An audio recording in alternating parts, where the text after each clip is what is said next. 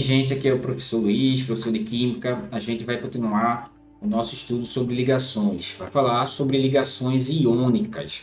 A ligação iônica é aquela que vai acontecer entre um metal e um não metal. A metal.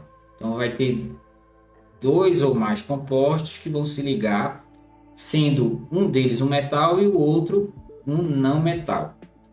Essa ligação iônica é a força com que um íon negativo é atraído pelo íon positivo e vice-versa. O íon positivo é atraído pelo íon negativo. Um átomo, quando ele ganha ou perde um elétron, ele se transforma em um íon. Se ele perde, ele vira um íon positivo. Se ele ganha elétron, vira um íon negativo. A ligação iônica, como as outras ligações, vão se dar pelo elétron da última camada, o elétron de valência. Eletrovalência é a carga elétrica do íon. Então, se um íon é 1+, a eletrovalência dele é 1+. Então, quando a gente fala de ligação iônica, a gente está falando de um átomo que vai perder um elétron, um ou mais elétrons, e o outro que vai ganhar um ou mais elétrons. Quando isso acontece, eles vão manter uma atração eletrostática. Aqui é a representação de como é feita, como é realizada, como acontece a ligação iônica. Então, eu tenho aqui um átomo de sódio. Eu já sei que o sódio ele é um elemento químico da família 1A. Se ele é da família 1A, eu já sei que ele tem um elétron na última camada.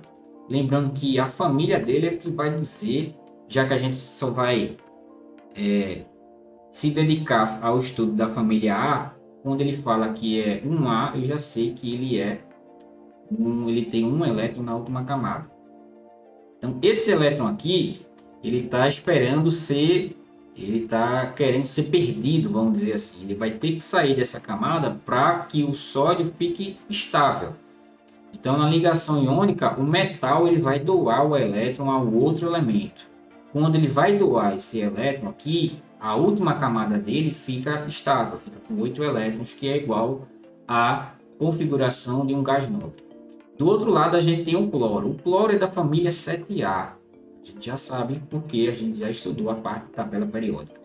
Se ele é da família 7A, ele tem 7 elétrons, 7 bolinhas na última camada. Então, para ficar estável, para ter 8 elétrons e ter uma distribuição igual a um gás nobre, ele está precisando de receber um elétron. Então, um elétron que ele vai receber é justamente do Na.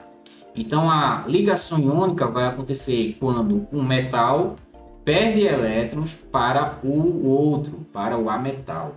No caso aqui, é o Na que vai ser aquele que perde, ele vai virar o Na+, e o Cl vai ser aquele que ganha, vai ser o Cl-. Então, essa atração vai acontecer a ligação iônica, que é quando um ganha e o outro perde elétrons. A gente está falando da eletrosfera, a gente está falando da última camada eletrônica. Assim, na formação da ligação iônica, o metal ele vai perder o elétron, pode ser um elétron, pode ser 2, pode ser 3. Então, sempre os elementos da família 1A, 2A e 3A, eles têm a tendência em perder esses elétrons. Enquanto, por outro lado, família 5A, 6A e 7A, eles tendem a receber o elétron desses metais. Então, representando aqui na estrutura de íons, que é aquelas bolinhas, tá? O cloro ele tem 7 bolinhas. Então, essas 7 bolinhas aqui é justamente a estrutura de íons do cloro. O Na ele só tem uma bolinha na estrutura de íons. A estrutura de íons é a representação do elétron da última camada. Então, esse elétron vai sair daqui e vai vir para o cloro. Assim, o cloro fica estável. E o Na também, porque o Na vai perder esse elétron e a última camada agora dele vai ter 8 elétrons e é semelhante a um gás nobre. Aqui é a estrutura geométrica, a arrumação geométrica do NaCl, né, um retículo cristalino, onde eu vou ter um cubo, vamos dizer assim. Cada vértice desse cubo é formado por cloro, ordenadamente Na e cloro. Então, é um retículo cristalino ordenado do NaCl, em forma cúbica. Quando eu tenho elementos que vão precisar perder uma quantidade diferente dos outros elementos que vão precisar receber, por exemplo, o Mg vai se ligar com o cloro. Nesse caso aqui, a gente vai ter uma proporção diferente do NaCl. O Mg é um elemento da família 2A. Significa dizer que ele tem 2 elétrons na última camada. O Mg é o magnésio, ele pertence à família 2A. Se ele pertence à família 2A, eu já sei que ele é um metal e ele vai perder esses 2 elétrons. Enquanto esse cloro a gente já conhece, ele é o elemento da família 7A, então ele está precisando receber apenas um elétron. Então o cloro vai pegar do Mg apenas um elétron.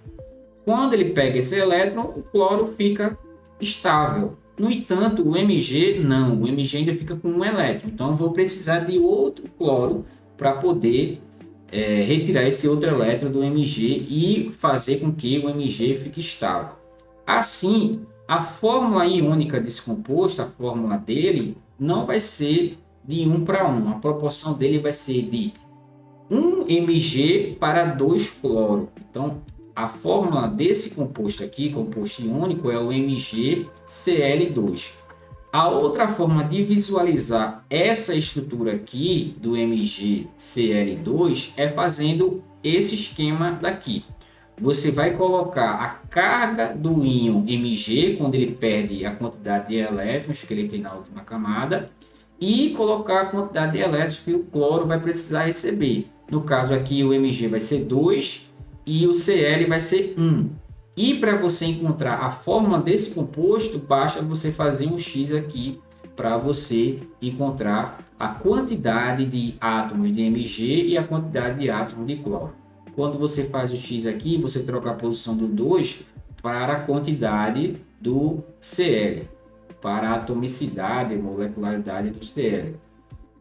Então aqui vai ter 2 átomos de cloro e aqui vai ter um átomo de Mg. E o composto é um composto iônico de forma Mg1Cl2. Ou seja, eu preciso de 2 cloros para poder deixar o Mg estável. Normalmente aqui o Mg, que é o metal, ele vem primeiro do que o outro, que é o ametal.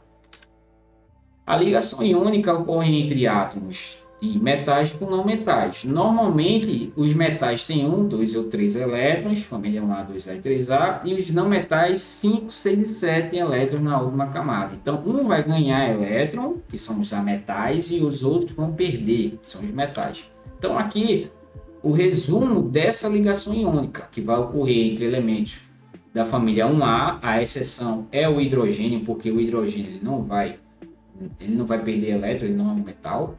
E os elementos da família 5A têm exceções, e 6, 7A. Normalmente a ligação acontece entre essas 6 aqui. 1, 2, 3, 5, 6, 7. A família 8A, normalmente ela não se liga com ninguém porque ela já é estável. 4A, ele não vai formar ligação iônica, ou os casos são raros que eles podem formar ligação iônica. Mas ligação iônica só acontece nessa situação desses elementos da esquerda com esse da direita. Os 1, 2, 3, com 5, 6 e 7 da família A.